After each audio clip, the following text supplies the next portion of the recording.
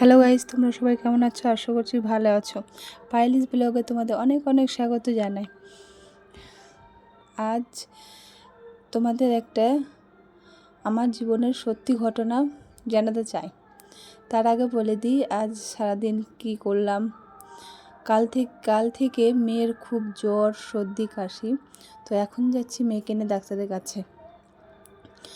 আমি, আমার বর আর মেয়ে, তিনজনে মিলে যাচ্ছি ডাক্তারের কাছে ডাক্তার দেখাতে। তো রাস্তা দিয়ে তো ভালোই মজা হচ্ছিল। মেয়ে শুধু চশমাকে খুলে খুলে খুলে খুলে মাথায় উঠছিল। এই যে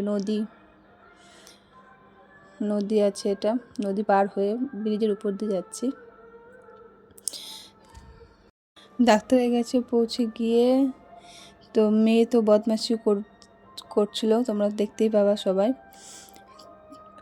এই যে মেয়ে বদমাশি করছে, চঞ্চলা, বসে থাকবে না বাপের কাছে, আর কাছে দেখতে পাচ্ছ তোমরা।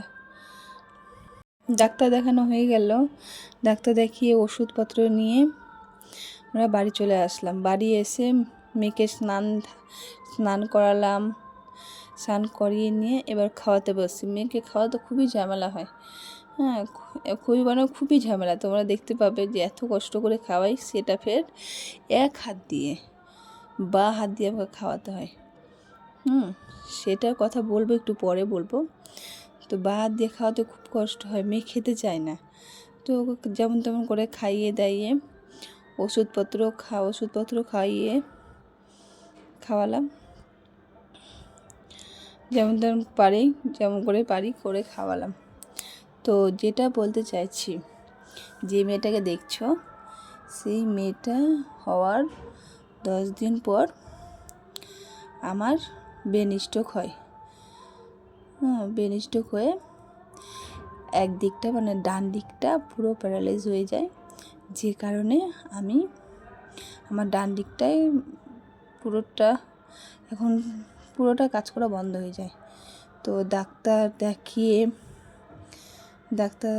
দেখিয়ে সব করে টোরে আমি তো সুস্থ হয়ে আছি। এখন প্রবলেম বলতে হাতের প্রবলেম। আর 10 দিনের শিশুকে, মেয়েটাকে বাড়িতে রেখে আমাকে নার্সিংহোমে ভর্তি হতে হয়। 4-5 দিন জ্ঞান ছিল না।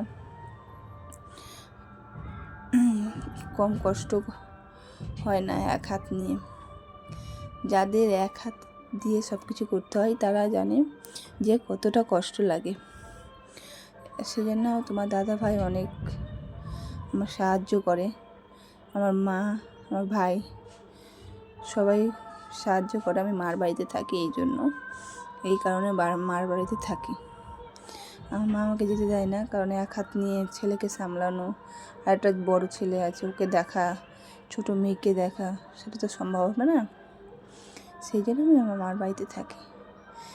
আর মা তো সকালে কাজকর্ম সব করে টোরে মাও চলে যায় অফিসে। তো বাড়িতে আমাকে সারাদিন একাই থাকতে হয়। যে দেখো, একাই থাকতে হয়, আর সেখানে কী করবো, একা ভালো লাগে না। সেই জন্য আমি ভালো করে কথা বলতে গেলে আটকে যাই। তো আমার যদি কোনো কথা যদি আটকে যায়, তাহলে তোমরা একটু ম্যানেজ করে নিও। এখন আমার ডাক্তার, ওষুধ সবই চলে। ওষুধের বলবততেই আমি টিকে আছি, কারণ ডাক্তার আমাকে বললো যে তোমাকে আজীবন ওষুধ খেতে হবে, নাহলে অসুবিধা হবে বলে আজীবন ওষুধ খাই, এই কারণে। তো বন্ধুরা, আজকের মতো